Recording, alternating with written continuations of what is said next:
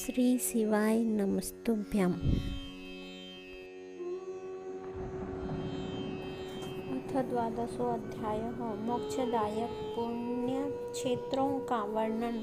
काल विशेष में विभिन्न नदियों के जल में स्नान के उत्तम फल का निर्देश तथा तीर्थों में पाप से बचे रहने की चेतावनी। सूत जी बोले, हे बुद्धिमान महर्षियों, मोक्षदायक शिव क्षेत्रों का वर्णन सुनिए। तत्पश्चात मैं लोक रक्षा के लिए शिव संबंधी आगमों का वर्णन करूंगा। पर्वत, वन और काननों सहित इस पृथ्वी का विस्तार 50 करोड़ योजन है। भगवान शिव की आज्ञा से पृथ्वी संपूर्ण जगत को धारण करके स्थित है। भगवान शिव ने भूतल पर विभिन्न स्थानों में वहाँ के निवासियों को कृपापूर्वक मोक्ष देने के लिए शिव क्षेत्र का निर्माण किया है। कुछ क्षेत्र ऐसे हैं जिन्हें देवताओं तथा ऋषियों ने अपना वासस्थान बनाकर अनुग्रहित किया है, इसलिए उनमें तीर्थत्व प्रकट हो गया है। तथा अन्य बहुत से तीर्थ क्षेत्र ऐसे हैं जो लोगों की रक्षा के लिए स्वयं प्रादुर्भूत हुए हैं। तीर्थ और क्षेत्र में जाने पर मनुष्यों को सदा स्नान, दान और जप आदि करना चाहिए, अन्यथा वह रोग, दरिद्रता तथा मुक्ता आदि दोषों का भागी होता है। जो मनुष्य इस भारतवर्ष के भीतर स्वयंभू तीर्थों में वास करके मरता है, उसे पुनः मनुष्य योनि ही प्राप्त होती है। हे ब्राह्मणों, पुण्य क्षेत्र में पाप कर्म किया जाए तो वह और भी दृढ़ हो जाता है। अतः पुण्य क्षेत्र में निवास करते समय थोड़ा सा भी पाप न करे। किसी भी उपाय से मनुष्य को पुण्य क्षेत्र में वास करना चाहिए। सिंधु और गंगा नदी के तट पर बहुत से पुण्य क्षेत्र हैं। सरस्वती नदी परम पवित्र और 60 मुख वाली कही गई है, अर्थात उसकी 60 धाराएं हैं। जो विद्वान पुरुष सरस्वती की उन धाराओं को तट पर निवास करता है, वह क्रमशः ब्रह्मा पद को पा लेता है। हिमालय पर्वत से निकली हुई पुण्य सलीला गंगा 100 मुख वाली नदी है। उसके तट पर काशी आदि अनेक पुण्य क्षेत्र हैं। वहाँ मकर राशि के सूर्य होने पर गंगा की तटभूमि पहले से भी अधिक प्रशस्त एवं पुण्यदायक हो जाती है। रोणभद्र नदी की 10 धाराएं हैं। वह बृहस्पति के मकर राशि में आने पर अत्यंत पवित्र तथा अभीष्ट फल देने वाला हो जाता है। उस समय वहाँ स्नान और उपवास करने से विनायक पद की प्राप्ति होती है। पुण्य सलीला महानदी नर्मदा के 24 मुख स्रोत है।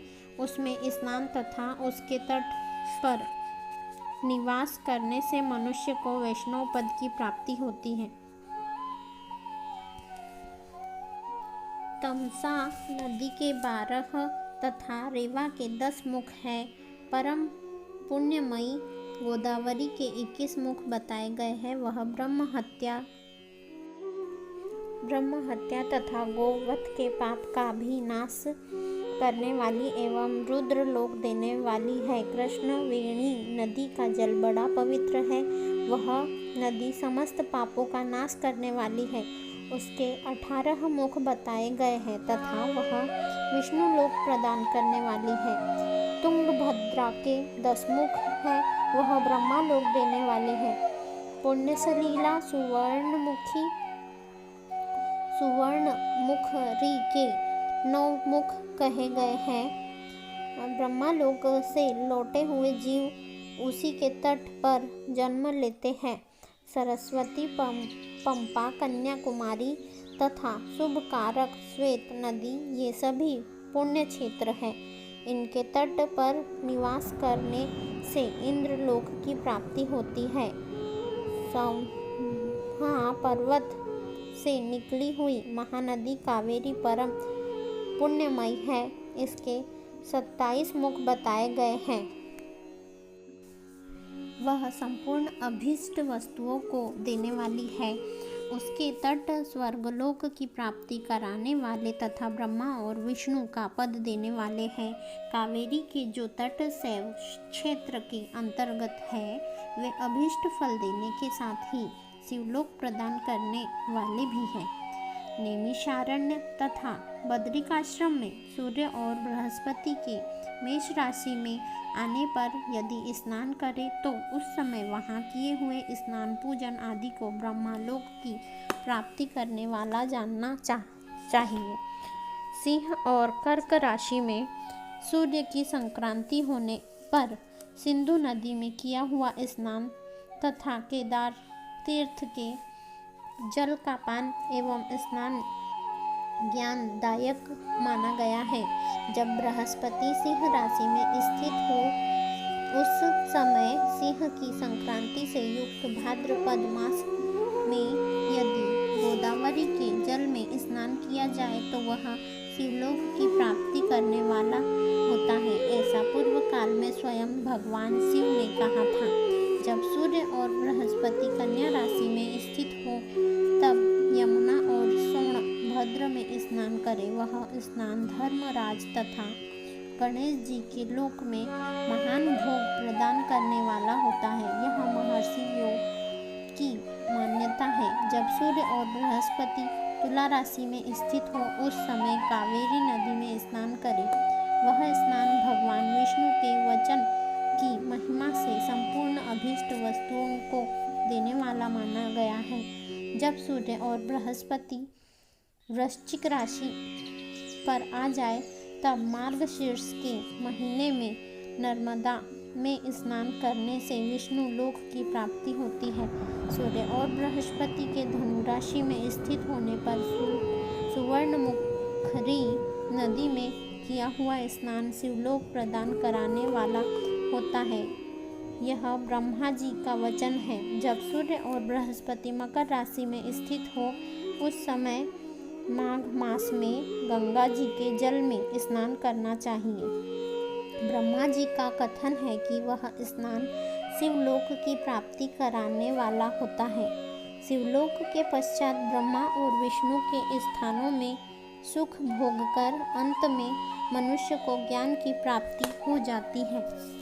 माघ मास में तथा सूर्य के कुंभ राशि में स्थित होने पर फाल्गुन में गंगा जी के तट पर किया हुआ श्राद्ध पिंडदान अथवा तिलोदक दान पिता और नाना दोनों कुलों के पितरों की अनेक पीढ़ियों का उद्धार करने वाला माना गया है। सूर्य और बृहस्पति जब मीन राशि में स्थित हो तब कृष्ण वेणी नदी में किए गए स्नान की ऋषियों ने प्रशंसा की है।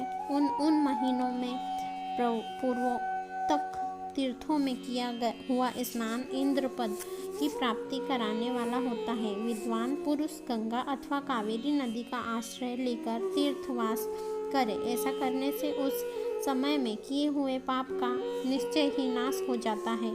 रुद्रलोक प्रदान करने वाले बहुत से क्षेत्र हैं।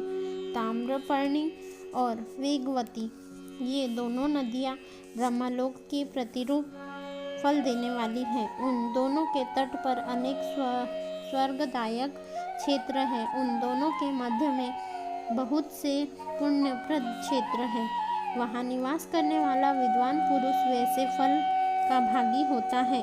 सदाचार, उत्तम वृत्ति तथा श्रद्धावना के साथ मन में दया भाव रखते हुए विद्वान पुरुष को तीर्थ में निवास करना चाहिए, अन्यथा उनका फल नहीं मिलता। पुण्य क्षेत्र में किया हुआ थोड़ा सा पुण्य भी अनेक प्रकार के वृद्धि को प्राप्त होता है तथा वहाँ किया हुआ छोटा पाप भी महान हो जाता है। यदि पुण्य क्षेत्र में रहकर ही जीवन बिताने का निश्चय हो तो उस पुण्य संकल्प से उसका पहले का सारा पाप तत्काल नष्ट हो जाएगा, क्योंकि पुण्य को ऐश्वर्यदायक कहा गया है। हे ब्राह्मणों, तीर्थ वास जनित पुण्य कायिक, वाचिक और मानसिक सारे पापों का नाश कर देता है। तीर्थ में किया हुआ मानसिक पाप वज्रलेप हो जाता है, वह कई कल्पों तक पीछा नहीं छोड़ता है। वैसा पाप केवल ध्यान से ही नष्ट होता है, अन्यथा नष्ट नहीं होता। वाचिक पाप जप से तथा कायिक पाप शरीर को सुखाने जैसे कठोर तप से नष्ट होता है। धनोपार्जन में हुए पाप दान से नष्ट होते हैं, अन्यथा करोड़ों कल्पों में भी उनका नाश नहीं होता। कभी कभी अतिशय मात्रा में बड़े पापों से पुण्य भी नष्ट हो जाते हैं। पुण्य और पाप दोनों का बीजांश वृद्धयंश और भोगांश होता है। बीजांश का नाश ज्ञान से, वृद्धयंश का ऊपर लिखे प्रकार से तथा भोगांश का नाश भोगने से होता है। अन्य किसी प्रकार से करोड़ों पुण्य करके भी पाप के भोगांश नहीं मिट सकते। पाप बीज के अंकुरित हो जाने पर, उसका अंश नष्ट होने पर भी शेष पाप भोगना ही पड़ता है। देवताओं की पूजा, ब्राह्मणों को दान तथा अधिक तप करने से समय पाकर पाप भोग मनुष्यों के सहने योग्य हो जाते हैं। इसलिए सुख चाहने वाले व्यक्ति को पापों से बचकर ही तीर्थवास करना चाहिए। इस प्रकार से शिव महापुराण के अंतर्गत प्रथम विद्येश्वर संहिता में शिव क्षेत्र का वर्णन नामक 12वां अध्याय पूर्ण हुआ। श्री शिवाय नमस्तुभ्यम। यदि आपने 12वां अध्याय पूर्णतः मना वाचा कर्म से श्रवण किया है तो कृपया आप लोग कमेंट में ओम नमः शिवाय, श्री शिवाय नमस्तुभ्यम अथवा हर हर महादेव लिखिए। धन्यवाद।